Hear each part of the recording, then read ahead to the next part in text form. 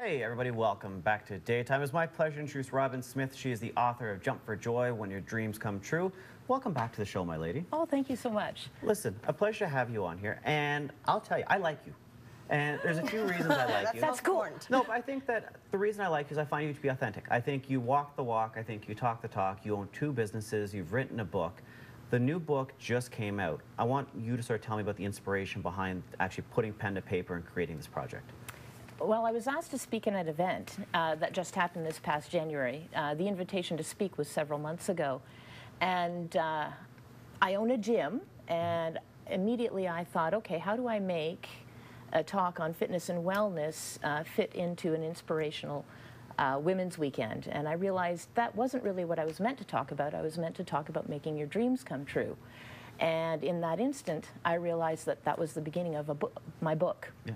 Do you believe you have made your dreams come true? Oh, absolutely. Almost every day, actually. And how so? Explain to me more. Well, some of the bigger ones, like, hey, I think I'd like to buy a gym, and then 10 months later I owned one, is sort of the big one.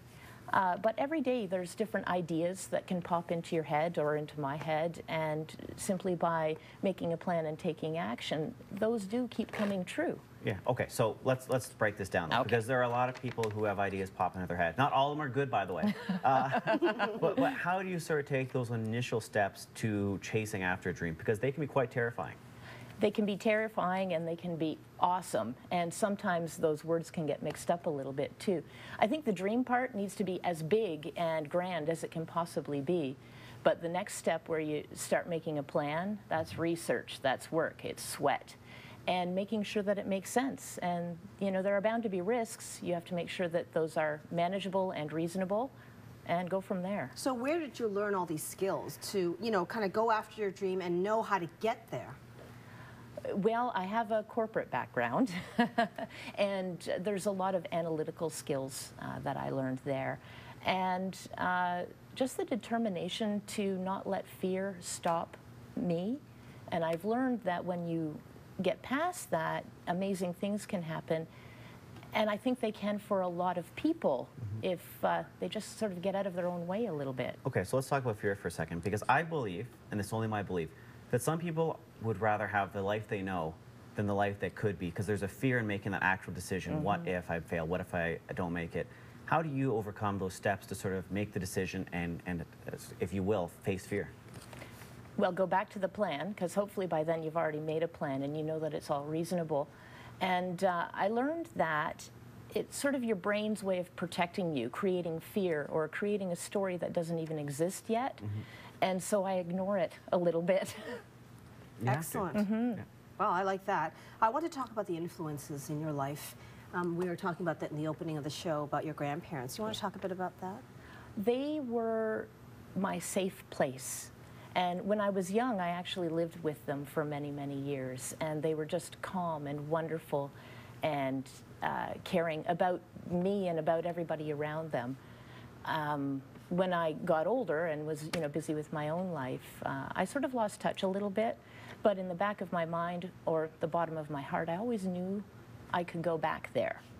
And so it was like a safe, calming place. My grandparents were a huge, huge influence on my life. Yeah. The reaction of the public, because once you write a book, it's no longer yours. Right. You hand it to someone and your words don't belong to you anymore. Yeah. What has the response been like to your book so far? It's been fabulous, and I got to tell you, I was so scared. You put yourself out there and you don't really know what's going to happen. But people have told me that it's reignited old dreams, that they're finding ways to take action. I've had people say that they're laughing and they're crying throughout the book. And I really think that what I had intended was to help people find joy is actually happening, and it's very exciting.